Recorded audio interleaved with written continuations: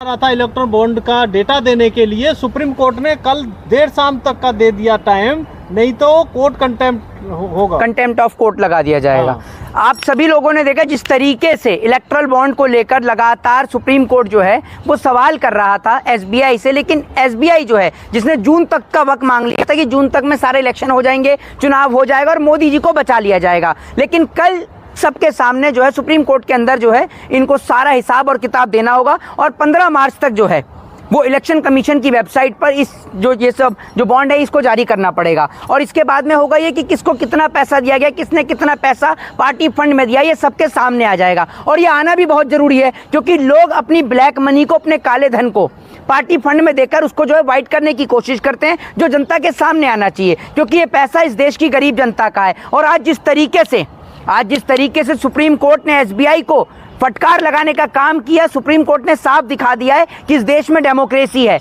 हालांकि ये खबर जो है नरेंद्र मोदी जी तक भी पहुंच गई होगी, लेकिन नरेंद्र मोदी जी को इन सब से कोई फर्क नहीं पड़ता क्योंकि भारतीय जनता पार्टी के एक नेता ने जो बयान दिया है वो आप सभी लोगों के सामने, बीजेपी के एक नेता का बयान आया है कि आप हमें 400 पार की सीट दीजिए, हम इस देश में संविधान को जो है वो बदल देंगे। आपको पता होगा, आपने बीजेपी के एमपी का बयान सुना होगा, तो आप लोग सोच लीजिए कि भारतीय जनता पार्टी 400 पार का बहुमत क्यों लेकर आना चाहती है। सिर्फ इसलिए लेकर आना चाहती है ताकि 400 पार का बहुमत आ जाए और इस देश के अंदर संविधान को खत्म कर दिया जाए और संविधान को खत्म करके इस देश के अंदर डिक्टेटरशिप यानी तानाशाही लागू कर दी जाए। नरेंद्र मोदी बोलते हैं ना, वन नेशन वन इलेक्शन, लेकिन आपको एक बात बता दूं, ये इस बार के बाद में वन नेशन और नो इलेक्शन करने वाले हैं क्योंकि अगर इस बार भारतीय जनता पार्टी की सरकार आई तो ये लोग संविधान में संशोधन कर निश्चित तौर पर यह हो सकता है कि देश के अंदर चुनाव प्रक्रिया को ही समाप्त कर दें क्योंकि भारतीय जनता पार्टी जो है जिस तरीके से सुप्रीम कोर्ट लगातार जो है वो इलेक्ट्रल बॉन्ड को लेकर और तमाम चीजों को लेकर जो है भारतीय जनता पार्टी को लगातार फटकार लगा रहा है,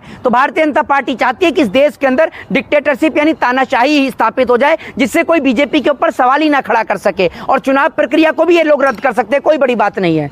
लेकिन एसबीआई डेटा देना क्यों नहीं चाह रहा? कहीं ऐसा तो नहीं जो भगोड़े हैं उन्होंने भी पैसा दे रखा हो? भगोड़ों ने ही तो पैसा दे रखा है। पैसा ही किसने दे रखा है? इस देश से नीरव मोदी, मेहुल चौकसी, विजय माल्या, ये लोगों ने तो सबसे ज्यादा पैसा दे रखा है। जब ये इलेक्टोरल बॉन्ड सामने निकल कर आएंगे तो आपको पता चलेगा कि देश के भगोड़े को भगाने में किसका हाथ था, किसकी पार्टी में भगोड़ों ने सबसे ज्यादा पैसा दिया, किसके पार्टी फंड में सबसे ज्यादा चंदा देने का काम देश के भगोड़ों ने किया। जनता को लूट लूट कर कौन सी पार्टी को अमीर बनाया गया ये आपको सबके सामने पता चलेगा। और जब ये डेटा 15 मार्च को जब इलेक्शन कमीशन के पोर्टल पर जब ये जारी होगा और पूरी जनता के सामने सार्वजनिक होगा, जिससे पता चलेगा कि देश के किन किन भगोड़ों ने और कौन कौन सी पार्टियों को चंदा देने का काम किया है। जिस पैसे को आप और हम मेहनत मशक्कत कर कर टैक्स के रूप में गवर्नमेंट को देते हैं, आखिर वो पैसा कहां चोरी हो रहा है और पैसा लूटने के बाद कितना % शेयर इस देश के भगोड़ों ने पार्टी फंड में दिया, ये सबके सामने आना बेहद जरूरी है।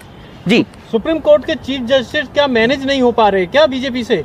बीजेपी क्या, कोई भी उनको मैनेज नहीं कर सकता। वो इस देश के अंदर डेमोक्रेसी को बचाने में लगे हुए हैं, लोकतंत्र को बचाने में लगे हैं। और डीवाई चंद्रचूड़ जिस तरीके से लगातार एक्शन में आके लगातार फैसले दे रहे हैं और बिना किसी दबाव के, वो दिखाता है, इस देश की डेमोक्रेसी को दर्शाता है कि देश के अंदर सर्वोपरि इस देश की सर्वोच्च अदालत है, इस देश का सुप्रीम कोर्ट है। और सुप्रीम कोर्ट ने एसबीआई को फटकार लगाती और फटकार भी बहुत तगड़ी फटकार के साथ में लगाते हुए बोला कि अगर आपने कल तक सुप्रीम कोर्ट के अंदर जो है तमाम इलेक्ट्रल बॉन्ड के जो है वो नई डेटा सामने रखा तो आपके ऊपर कंडेम्प्ट ऑफ कोर्ट लगाया जाएगा, कोर्ट की अवहेलना करने के ऊपर आपके ऊपर चार्जेस लगाए जाएंगे। उसके बाद आप खुद देख लीजिएगा। तो साफ तौर पर डीवाई चंद्रचूड़ ने यह भी कहा कि जो आपको 26 दिन का समय दिया गया था, उस 26 दिन के समय में आपने क्या किया वो भी आप जनता के सामने दीजिए। तो आपको जो है समय नहीं दिया जाएगा, आपके पास सिर्फ आज का समय है। कल आपको कोर्ट के अंदर प्रदर्शित करना होगा, डेटा सार्वजनिक करना होगा और 15 मार्च तक आपको इलेक्शन कमीशन के पोर्टल पर यह सब कुछ डेटा सार्वजनिक करना ही होगा। 26 दिन में कुछ नहीं कर पाए, लेकिन एसबीआई के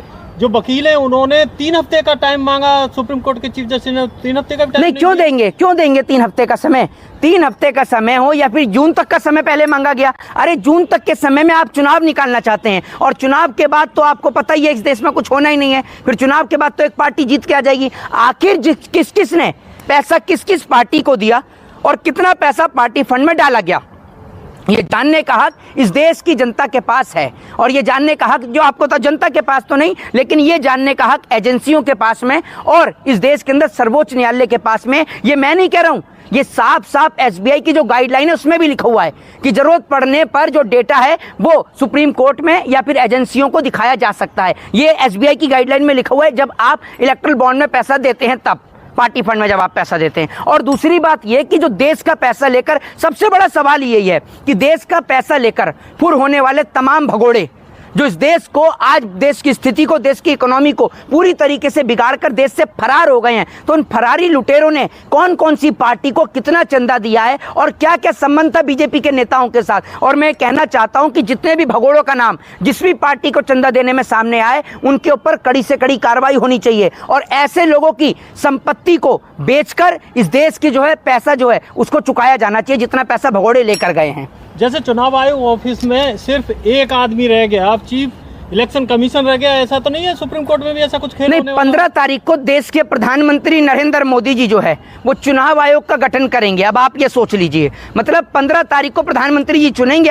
अभी तो आप सोच लीजिए, अब आप सोच लीजिए कि ईवीएम से कितना सुरक्षित इलेक्शन होता है। एक छोटा सा चुनाव जो है वो बीजेपी बिना बेईमानी के नहीं जीत पाई। आप सभी लोगों ने देखा जिस तरीके से चंडीगढ़ में मेयर का चुनाव हुआ, आप सभी के सामने था, धांधली के साथ जीते। अगर वहां पर सीसीटीवी कैमरा नहीं होता तो वो निकलकर चीजें सबके सामने नहीं आती। और अभी आप देख लीजिए, सोशल मीडिया पर एक ट्रेंड चल रहा है कि नरेंद्र मोदी के कहने पर पुतिन ने जो है परमाणु हमला नहीं किया।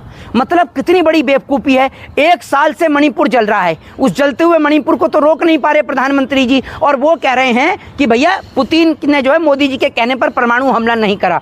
पहले तो ये भारतीय जनता पार्टी के जितने भी एजेंट हैं ये विदेश की रिपोर्टों पर यकीन नहीं मानते, लेकिन जब वही विदेशी रिपोर्ट मोदी जी की तारीफ कर देती हैं तभी उन विदेशी रिपोर्टों को सच मान लेते हैं। देश के अंदर एक बार फिर हिंदू मुसलमान, मंदिर और मस्जिद दोबारा शुरू हो गया है। सीए को लेकर दोबारा से बयान आना शुरू हो गया है, सीए को लेकर सरकार दोबारा शुरू हो गई है, क्योंकि जैसे ही चुनाव आता है मंदिर मस्जिद और हिंदू मुसलमान के बिना भारतीय जनता पार्टी एक पंचायत का इलेक्शन नहीं लड़ सकती। और जो ये लोग कह रहे हैं ना कि भैया पुतिन ने मोदी जी के कहने पर युद्ध रोक दिया, मोदी जी के कहने पर बस कंडक्टर बस न रोके और ये परमाणु युद्ध की बात कर रहे हैं, ये सिर्फ और सिर्फ फिजूल की बातें हैं जो इस देश के अंदर एक मेमोरेंडम क्रिएट करने का काम करती हैं। और आपको मैं बता दूं, इस देश के अंदर आज एजुकेशन की, स्वास्थ्य की, हेल्थ की और डेवलपमेंट की जो स्थिति है वो पूरा देश देख रहा है, लेकिन देश के लोगों की आंखों पर जो हिंदू मुसलमान की और मंदिर और मस्जिद की जो पट्टी बांध रखी है, वो मंदिर और मस्जिद की पट्टी इस देश को बर्बाद कर देगी, इस देश को बर्बादी की राह पर लाकर खड़ा कर देगी। और भारतीय जनता पार्टी के वो तमाम अंधभक्त